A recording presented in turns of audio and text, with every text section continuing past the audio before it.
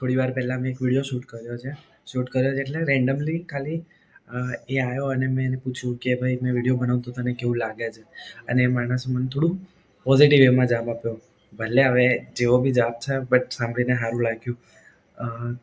કશું ના કરવા કરતાં કોશિશ કરવી બહુ જ સારી છે અને બહુ જ ગમ્યું મને.